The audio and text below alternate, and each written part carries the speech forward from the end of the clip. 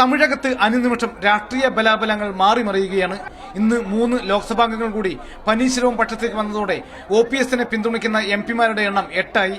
7 ലോക്സഭാംഗങ്ങളും 1 രാജ്യസഭാംഗവും. Velur MP ചെങ്കുട്ടവൻ, Thoothukudi MP Jaising Thyagaraj, Perambalur MP മരുതരാജ് എന്നിവരാണ് ഇന്ന് പിന്തുണയുമായി എത്തിയത്.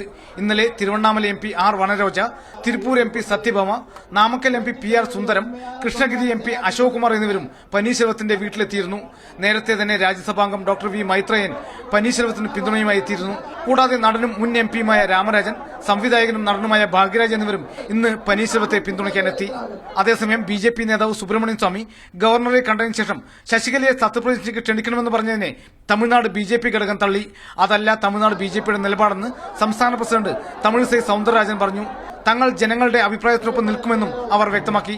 എന്നാൽ തമിഴകത്ത് ഇപ്പോൾ രാഷ്ട്രപതി ഭരണം ആവശ്യമില്ലെന്നായിരുന്നു നടനും DMDK നേതാവുമായ വിജയകാന്തിന്റെ അഭിപ്രായം. ഓരോ ദിവസവും ലോക്സഭാംഗങ്ങളും മുതിർന്ന നേതാക്കളുമാണ് പിന്തുണയുമായി OPS ക്യാമ്പിലെത്തുന്നത്.